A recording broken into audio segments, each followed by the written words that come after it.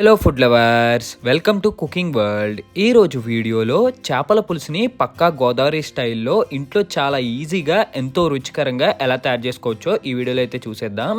నేను ఈ వీడియోలో చూపించినట్టు మీరు కానీ ఇంట్లో ట్రై చేశారంటే ఎప్పుడు ఈ ప్రాసెస్లోనే చేస్తారు. టేస్ట్ అంతా బాగుంటుంది. వీడియోనైతే ఎక్కడ స్కిప్ చేయకుండా చూడండి. పక్కా కొలతలతో చేస్తేనే పర్ఫెక్ట్గా వస్తుంది. ఇంకా లేట్ చేయకుండా వీడియోలోకి అయితే వెళ్ళిపోదాం. ముందుగా దీనికోసం ఒక గిన్నెలోకి శుభ్రంగా క్లీన్ చేసి పెట్టుకున్న చేప ముక్కలు తీసుకోండి. తర్వాత ఇందులో ఒక టేబుల్ స్పూన్ పసుపు, అలాగే ఇందులోకి తగినంత సాల్ట్ కానీ లేకపోతే కల్లుప్పు కానీ వేసుకోండి. ఇప్పుడు ఇందులోకి 1 నుండి 2 టేబుల్ స్పూన్ల కారం వేసుకోండి.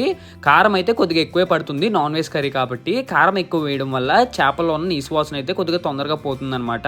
ఇప్పుడు చేయి పెట్టకుండా ఇలా గిన్నెతో అటు ఇటు కదిపితే మొత్తం ఇంగ్రీడియంట్స్ అన్ని చేప ముక్కలకి బాగా పడుతుంది. ఇప్పుడు ఒక గిన్నెలోకి చింతపండు తీసుకుని ఇందులో వాటర్ వేసి కాసేపు అయితే పక్కన ఉంచేసి నానబెట్టండి. ఇప్పుడు ఒక మిక్సీ జార్ తీసుకుని ఇందులో 1 టేబుల్ స్పూన్ ధనియాలు, 1 టేబుల్ స్పూన్ జీలకర్ర, అలాగే కొద్దిగా దాల్చిన చెక్క ముక్క, ఇంకా కొద్దిగా లవంగాలు వేసేసి ఇందులో కొన్ని వెల్లుల్లిపాయలు వేసేసి మిక్సీ పట్టించేసి ఇలా బాగా నలిగిన తర్వాత ఇప్పుడు ఇందులోకి చిన్నగా కట్ చేసి పెట్టుకున్న ఉల్లిపాయ ముక్కలు అయితే వేసుకోండి. మసాలా పేస్ట్ అయితే మనం ఇంట్లో ఎలా తయారు చేసుకుంటేనే పులుసు అయితే టేస్ట్ బాగుంటుంది. ఇప్పుడు దీనిపై మూత పెట్టేసి పేస్ట్ ఆడుకుని పక్కకు ఉంచుకోండి. తర్వాత స్టవ్ మీద ఒక పెద్ద దాకా పెట్టి అందులో ఆయిల్ వేసుకోండి. ఆయిల్ వేడెక్కాక ఇప్పుడు ఇందులోకి 7 నుండి 8 పచ్చిమిరపకాయలు వేసేసుకోండి. పచ్చిమిరపకాయలు వేసి గరిటతో ఇవి పచ్చివాసన పోయేంత వరకు కాసేపు లో టు మీడియం ఫ్లేమ్లో బాగా వేయించుకోండి. ఇవి బాగా వేగాక ముందుగా మనం మ్యారినేట్ చేసి పెట్టుకున్న చేప ముక్కలు ఉంటాయి కదా, చేప ముక్కలోకి పచ్చిమిరపకాయలు వేసేసేయండి. ఇప్పుడు ఇదే ఆయిల్లో ముందుగా మనం మిక్సీలో ఆడి పెట్టుకున్న పేస్ట్ ఉంటుంది చూసారా, మసాలా ఉల్లిపాయ పేస్ట్, ఆ పేస్ట్ అయితే వేసుకోండి. తర్వాత ఇందులో 1 టేబుల్ స్పూన్ కల్లుప్పు కానీ లేకపోతే నార్మల్ సాల్ట్ కానీ వేసుకోండి. ఇలా వేసుకుని స్టవ్ని లో టు మీడియం ఫ్లేమ్లో పెట్టుకుని గరిటతో ఇదంతా పచ్చివాసన పోయేంత వరకు కాసేపు అయితే మనం వేగనివ్వాలి. ఇలా బాగా వేగాక ఇందులోకి కొద్దిగా పసుపు కూడా వేసుకుని ఒకసారి మళ్ళీ బాగా కలుపుకోండి. తర్వాత ముందుగా మనం నానబెట్టుకున్న చింతపండు రసం అయితే పిండుకుని పక్కకు ఉంచుకోండి.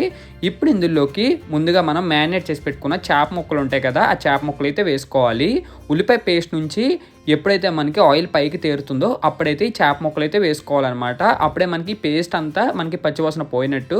ఇలా చేప ముక్కలని వేసుకున్న తర్వాత ఇందులో మనం ముందుగా వేయించి పెట్టుకున్న పచ్చిమిరపకాయలు ఉంటాయి కదా, అవి కూడా వేసేసుకోండి. పచ్చిమిరపకాయలు వేయడం వల్ల మనకైతే చిల్లీ ఫ్లేవర్ అయితే వస్తుందన్నమాట. తర్వాత ఇందులోకి మనం ముందుగా నానబెట్టుకున్న చింతపండు రసం అయితే చూపిస్తున్న విధంగా అయితే పిండుకోవాలి. ఇలా చింతపండు రసం మొత్తం పిండుకున్న తర్వాత పులుసులో మీకు కారం తక్కువైనట్టు కనిపిస్తే ఇందులో కొద్దిగా కారం వేసుకోండి, లేకపోతే నార్మల్గా అలాగే వదిలేయండి. ఇప్పుడు ఒక గరిటె తీసుకుని చేప ముక్కలు విరకుండా ఒకసారి పులుసుని బాగా కలుపుకుని తర్వాత క్లాత్ తోటి దాకన అటు ఇటు కలిపితే మొత్తం ఇంగ్రీడియంట్స్ అన్ని చేప పులుసులో బాగా కలుస్తుంది అనమాట. ఇలా కలిసిన తర్వాత కొద్దిగా కరివేపాకు జల్లుకోండి. కరివేపాకు జల్లుకుని దీనిపైన మూతతో క్లోజ్ చేసి కాసేపు అయితే చేపల పులుసుని ఉడకనివ్వాలి. కాసేపు తర్వాత మూత ఓపెన్ చేస్తే ఇలా బబుల్స్ కింద వస్తుంది. ఒకసారి మళ్ళీ దాకన అటు ఇటు కలుపుకొని తర్వాత మళ్ళీ ఇందులోకి సాల్ట్ సరిపోతే సాల్ట్ వేసుకోండి. సాల్ట్ వేసి మళ్ళీ ఒకసారి ఈ పులుసుని బాగా కలుపుకొని మూతతో క్లోజ్ చేసేసి ఈ పులుసు కాసేపు ఉడికాక ఇందులోకి కొద్దిగా కొత్తిమీర అయితే జల్లుకోండి. కొత్తిమీర వేయడం వల్ల మంచి ఫ్లేవర్ అయితే వస్తుంది అనమాట. లాస్ట్లో అయితే వేసుకోవాలి. ఒకసారి మళ్ళీ దాకని అటు ఇటు కలుపుకొని ఒక 2 నిమిషాల తర్వాత మూత ఓపెన్ చేస్తే అద్దిరిపోయే గోదావరి స్టైల్లో చేపల పులుసు అయితే రెడీ అయిపోద్ది అనమాట. వేడి వేడి అన్నంలో ఈ చేపల పులుసు వేసుకుని చేప ముక్క కలుపు తింటే టేస్ట్ అయితే అద్దిరిపోతుంది.